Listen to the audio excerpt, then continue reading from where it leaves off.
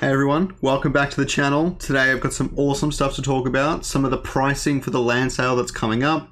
We don't have anything confirmed yet, but we have a lot of details surrounding what it could be and how that's going to shape up how Revdis works, how much it might cost you to buy your land, how the Dutch auction works. You're definitely going to want to watch this. It's going to give you so much information, so many tips on how to approach the land sale.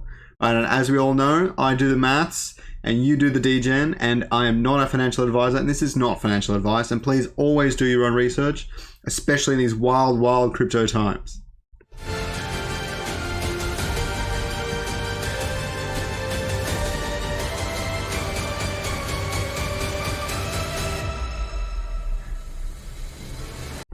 Alright, I'm going to quickly lead off and just please ask you to like and subscribe down below. It helps so much. And please leave some comments too. I would love to know what you think about the video once you've watched it all, and I would love to know what land you want to buy for the land sale and how much Revdis you're hoping to get from the land sale itself if you choose to stake ILV instead. I would love to know what you guys think. It will help me do my future videos as well. And if you want to see more content like this, then please subscribe down below. I do them so often, it's not even funny. Alright, so the first thing we're going to jump into is an interview between Kieran Warwick, one of the founders of Illuvium, as we all know, and the Paul Barron Network, okay? It's my understanding that this interview happened quite some time ago, maybe just after the hack, and then it's been released only recently. But it has an interesting bit of information I want you guys to see. And the one thing that we believe needs changing is the pricing. We think it needs to go up probably by about 2.5 times, but we'll need to write up a new IIP, which is a new proposal to say we would like to increase the pricing. The reason we want to increase the pricing is we're trying to avoid a gas war. There's, you just mentioned Big Time. I think they ran an NFT sale and very recently, and there was a bunch of issues with.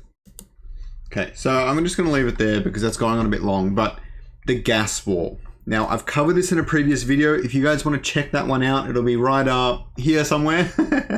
And that just kind of covers how the more people you have going for a single NFT, in this case, is the more gas it's going to cost you to actually obtain it. And what happens is everyone that doesn't pay enough gas, they still pay the gas and they lose the Ethereum, but they don't get the NFT. So it's unpleasant for everyone involved. Those that have to pay too much and those that lose money for nothing. It's no fun for anyone, and that is what Kieran is trying to avoid. Now, I know you guys will say like, oh, hey, Scoriox, but we want it to be accessible to everyone so that everyone can get land at a reasonable price. Look, that doesn't really matter anyways, because what happens is if the prices are really low, currently the T1 land is slated for 0.5 Ethereum, around 2 SILV at the time of the sale, I think it could be. If it's that low, the whales are gonna kill you in the gas war anyways, mark it up even more, and then sell it back to you. So when the Dutch auction happens properly, what happens is the price falls and reaches demand at a location. And what that means is that if the demand wasn't higher, then it's going to be very hard for them to flip the land like crazy and try and make a profit off all the people that couldn't make it in the land sale or couldn't win the gas war and things like that. So this is really the best and most balanced way to go. And it's unfortunate that it might price out some of the smaller players, but there will be land sales in the future. I'm sure there'll be other ways to get it. And you can always play the free land as well. It's going to play the same as a tier 4 plot of land, and it will still be a lot of fun. So if you're interested in playing the game, you can just play the free land, and that is no problem at all. I'm probably going to try and get a T1 or T2 just so that I can do the content on my channel and play around with it a bit and see what it's like. But you're really not missing out on you're not really missing out on Illuvium in general if you're missing out on the land sale. So I just wanted you guys to be aware of that, and just be really conscious that you do not win if the prices are low. Nobody wins. The only person that wins if the prices are high are people that get revenue distribution, but also people in general. So the whales would be getting at a proper price, and they can't resell it, but they have all this land they're not doing anything with. So what they'll do is they'll get scholars to farm it for them. And that's where all the other people that were priced out will get a chance to play the game in that capacity, okay? So everyone, it's going to be all right in the end. And as I said, this is the first land sale. If something goes wrong and they decide it was the wrong way to do it, the next land sales will be better. So there's no stress, no rush. Just take your time with it. Okay, so let's jump back in to my doc. Now, I'm currently looking at the different kinds of ways that land, the different sort of revenue distribution you can get from land based on a few different major factors. So as you can see here, I've got the starting prices, which is 0.5 Ethereum for tier 1, 1.5, 5, and 20 for the rest of the tiers, which is about $1.5 grand to about $65,000 US dollars. Okay. At Ethereum's current level, if Ethereum went up before the land sale, then this could be a lot higher. Like if it went up to like 4K again, that'd be like over a 20% jump. And that's pretty big, especially on the tier 4. And then you have the flex tier, which is about 3,000 Ethereum at this point. Now, you have the estimated land prices, which I've put in here because of Kieran's words in that video, and they're at about 2.5x, which would make tier 1 at 1.25 Ethereum. Now, the big problem here is we don't know what sort of revenue these are going to generate, because if we did, then that would govern the pricing so much, because people would try and get it for a price where they get an ROI in a year or whatever, or their scholar gives them an ROI in a year. So, yeah, so we don't know that. So anyone that buys it at these high prices could lose money on their investment very quickly. There's a lot of risk involved here. I personally think if you're interested in buying land, buy it because you want to play the game and you want to be exposed to Illuvium in this way. Plus, it might also have a lot more functionality and really interesting features down the road. So if you're patient and you're in it for the long run, I definitely think it could be worth your while. Just worth keeping in mind, not financial advice. Okay, and then I've got these other two, and I'll go through them in a minute. But first, I just want to cover off kind of how a Dutch auction actually works. Now, I'm going to zoom in on tier 1 here for the sake of this. But in the case of the Illuvium Dutch auction, it's a steep curve going down over time. So let me point out two major brackets here. You have the 2010 bracket and the 12010. So it starts at 2 hours, and then 1 hour and 50 minutes, 1 hour and 40 minutes, and these are the different percentages of that. Obviously, it decreases with every single second that passes, or every single minute it passes, and so on. Another thing to note is that the current plan is for there to be overlapping auctions. So after about 1 hour of time, given the land hasn't all sold yet, the next Dutch auction will start their 2 hour countdown at that point, and there'll be a 1 hour overlap. So you'll typically have about 2 auctions going at any given time, if they don't sell out straight away. But you'll notice that there's a really steep curve here, okay? So in the first 10 minutes, the price of the land goes down by about 18%. That is a lot. It drops from 1.25 ETH to about 1 Ethereum. It's a big jump, which is about $700 in this case, $700 US dollars. It's a big jump.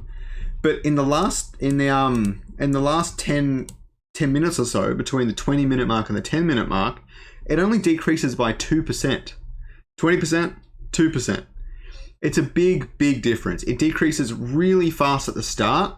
So I definitely think waiting till the middle of any given auction might not work that well. But waiting about half an hour, I think is going to be a sweet spot. I think at this 55% point, or around here, around 25 to 35 minutes, will be a really big sweet spot for people snapping up land.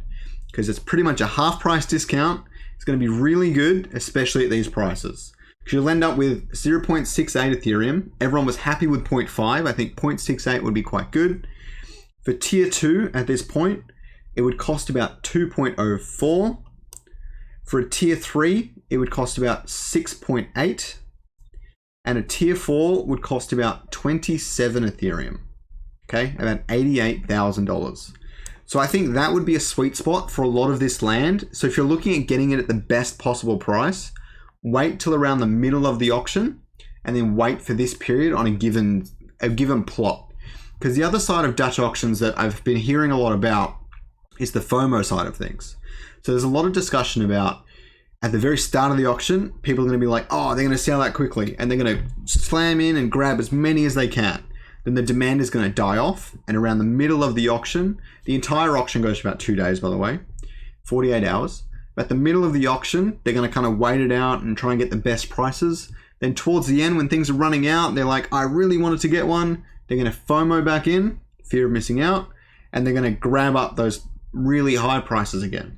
So wait till about the first 12 or so hours of the auction passes, and then spend a couple hours kind of watching and monitoring the auction and trying to pace yourself and figure out where you want it to go and what sort of prices you're trying to get. Okay, and I'll definitely be making lots of videos and everything about the Dutch auction, and during it, I'll be live streaming as much as I possibly can during the period. So if you guys want any tips and help, definitely subscribe down to my channel so that you know what's happening. Follow my Twitter, and I'll give you heaps of updates as it's going the best I can. Okay, so let's look at this. Now, here's the other side of it. Axie Infinity. Now, it has land. This is the current selling price of the land, not what they sold the price for.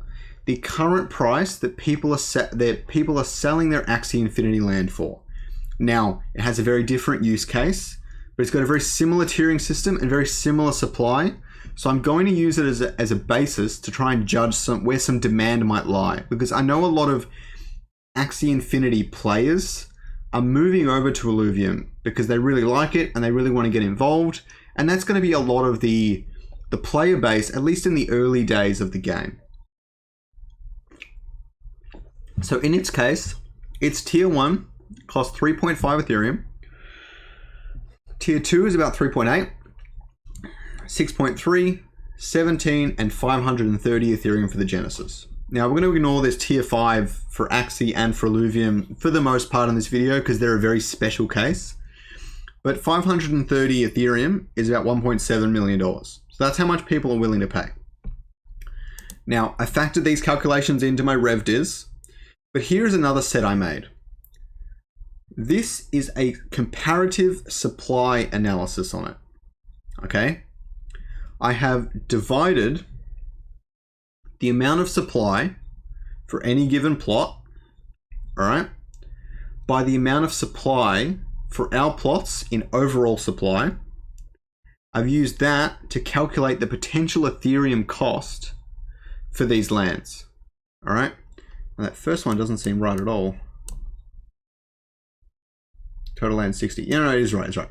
So, since there is 60,000 T1 Illuvium land and only 20,000 Axie Infinity lands, it's about a third of the price is my comparative study, if that makes sense. So basically, I'm using supply and demand in a direct correlation. It doesn't always work like this and rarely works quite perfectly, but in a certain sense, they correlate very closely.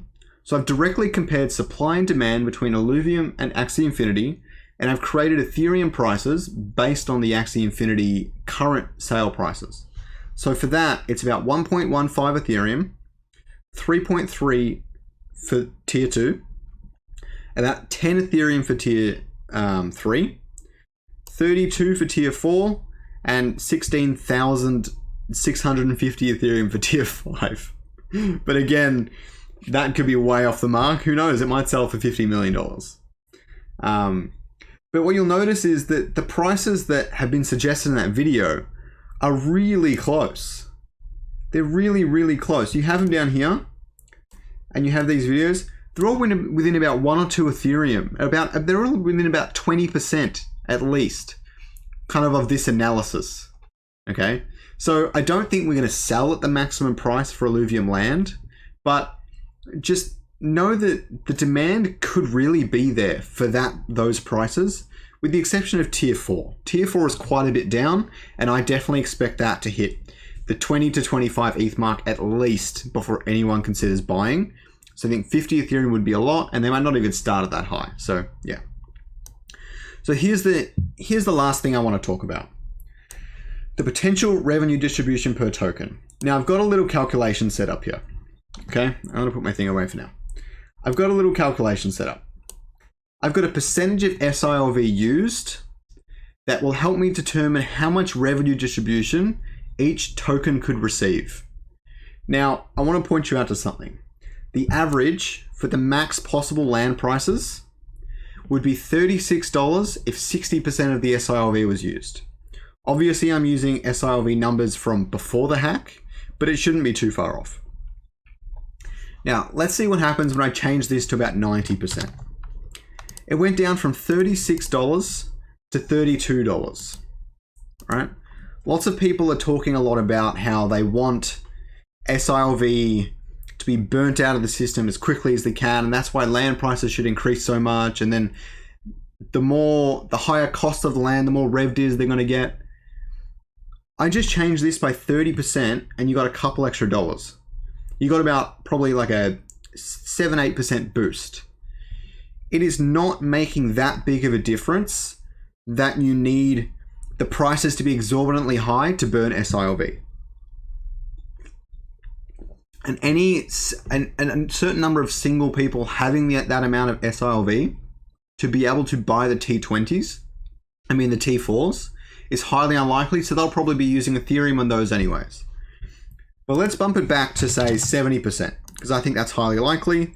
We only dropped $1. We went from 90% to 70%, and we dropped $1 on average for the max land prices. Now let's quickly look at this revenue distribution, okay? Sorry, a bit tired today. So at the current land prices, everyone stands to make about $10 on average in revenue distribution. For an SLP 2.0 token, it's closer to $14, but it's really not much. You get to the very max land prices, so everyone buying land right as it comes on the market, you're standing to make about $35 per token. At the Axie land prices, which is a little bit lower, $27 per token. The comparative land prices, which I think are highly realistic in a lot of ways, $25. And the most realistic option is between the $25 and $15 mark here. The FOMO price, what I'm calling the FOMO price, is about $15. I don't think it'll go below that. So given these figures, I think a lot of people could really expect $15 per token in revenue distribution from the first land sale. All right, but I think it could go anywhere between 15 to 25. So if you guys were hoping on getting rich on revenue distribution on the land sale, it's a bit here or there. I wouldn't be betting on something like that, but it is the first of many land sales, and I haven't even gone into Illuvium, the game, and anything like that. That is an upcoming video, hopefully next week. I want to go through every single revenue stream and how it impacts the revenue distribution, the price of the token, all of that good stuff. So if you really want to see that sort of stuff, just please drop me a like, leave a comment to say that you want to see the total revenue that could be generated from merch and the game and everything else. And I will definitely make that video my top priority. But until then, it's been great talking to you guys. I hope you guys got something out of this video, and I'll see you next time. Hey everyone, thanks for watching the video. I hope that you'll watch that next video up in the top right hand corner, or don't, but I really do appreciate it. Please like and subscribe down below. I'll catch you all in the next one.